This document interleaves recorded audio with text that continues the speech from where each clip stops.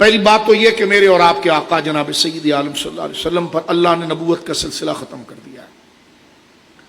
لوگوں کی ہدایت کے لیے جو اللہ رب العالمین نے سلسلہ نبوت حضرت آدم سے شروع کیا تھا، اس آب و گل، اس عالم رنگ و بو اور اس کائنات کے اندر سب سے آخر میں جن کی بعثت اور اعلان کرایا گیا وہ ہرے گنبد کے مکین سید الانس والجن خاتم النبیین جناب رسول اللہ کی ذات گرامی۔ آپ کے بعد قیامت تو آئے گی لیکن کوئی نیا نبی نہیں آئے گا، نہ کوئی ایسا کہ جو ذلی ہو یا بروزی ہو کہ نبی کے فیض کو پا کر وہ نبی بن چکا ہو، جیسا مرزا ملعون قادیانی نے بات کی، ساری بکواس ہے۔ ورنہ یہ سال یوں بھی پاکستان کی تاریخ کا گولڈن جوبلی ہے، کیونکہ 7 سپٹمبر 1974 میں پاکستان جس مقصد کے لیے بنایا گیا تھا وہ بنا تو 14 اگست 1947 14 اگست 1947 کو تھا، لیکن وہ مقصد تک نہیں پہنچا۔ جس مقصد کے لیے بنا تھا اس کی تکمیل 7 سپٹمبر 1974 کو ہوئی۔ وہ دین اسلام کی حفاظت تھی، ختم نبوت کی حفاظت تھی، اور اللہ ان علماء کی قبروں پر رحمتوں کا نزول فرمائے جنہوں نے جد و جہد کر کے، اور ان عوام جو آج بہت کم رہ گئے، اکثر ان میں سے دنیا سے رخصت ہو گئے، جنہوں نے ان علماء پر اعتماد کر کے ان کے ووٹ دے کر جتا کر اسمبلیوں تک پہنچایا، اور اس اسمبلی کے اندر علماء نے قانون شریعت اور نظام مصطفیٰ کے لیے جد و جہد کی، اور سب سے بڑی چیز اللہ کے دین کی حفاظت اور رسول اللہ صلی اللہ علیہ وسلم کے آخری نبی ہونے کے اس عقیدے کی حفاظت تھی۔ اور اس پاکستان کے اندر دجل یہ ہوا کہ قائد اعظم جب پاکستان بنا تو سب سے پہلے یہاں کا وزیر خارجہ ظفر اللہ بنا، اور وہ ملعون قادیانی تھا۔ تو یہ نظام بن ہی نہیں پایا کہ دین کے لیے کیا گیا ہے، اور ایک غیر مسلم اقلیت کو مسلمان ہونے کا لباس بنا کر پیش کر دیا گیا۔ تو انتہائی درجے کی یہ دھاندلی اور انتہائی درجے کی یہ سازش اور ملاوٹ تھی، لیکن ان تمام ملاوٹ اور سازشوں سے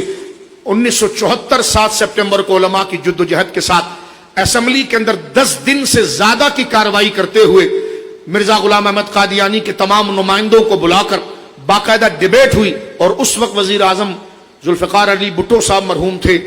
ان کی موجودگی کے اندر، اور اٹارنی جنرل بختیار صاحب تھے۔ پوری تاریخ ہم بار بار عرض کرتے ہیں، اور یہ تقریباً 13 دن سے زیادہ کا یہ دورانیہ تھا، اور ختم نبوت کی قرارداد قائد اہل سنت علامہ شاہ احمد نورانی صدیقی نور اللہ مرقدہ نے داخل کی تھی۔ تمام مکاتب فکر کے علماء اس تحریک کے اندر شامل تھے، اور 7 سپٹمبر 1974 میں پاکستان کی آئین میں مقصد پاکستان اور جو ضرورت پاکستان کا سب سے بڑا باب اور اس کی طلب اور اس کی ضرورت تھی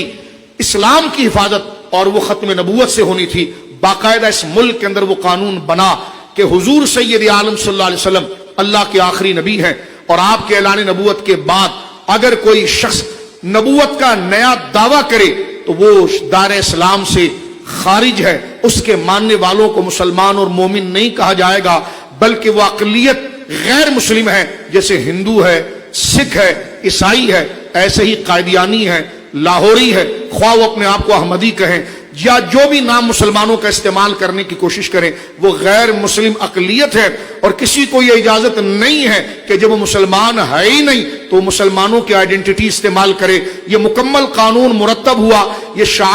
شاعر اللہ والا قانون تو بعد میں آیا، لیکن ختم نبوت پر تحفظ کے جناب مرزا غلام احمد قادیانی کے پیروکار یہ جھوٹی نبوت بنانے والے اور ایک ڈرامہ کرنے والے ہیں، اور یہ غیر مسلم اقلیت ہیں۔ ان کا اسٹیٹس اور ان کی پروفائل اسلام اس پاکستان کے اندر کیا ہے؟ ایسی ہے جیسے ہندو ہے، سکھ ہے، پارسائی ہے، عیسائی ہے، ایسے ہی قادیانی، اور قادیانی کے دونوں گروپ چاہے وہ لاہوری ہو یا قادیانی ہو، یہ غیر مسلم اقلیت ہے۔ یہ 1974 میں قانون کی شکل اختیار کر گیا، اور یہ جو 2024 چل رہا ہے یہ اس کے گولڈن جوبلی یعنی 50 سال مکمل ہو گئے۔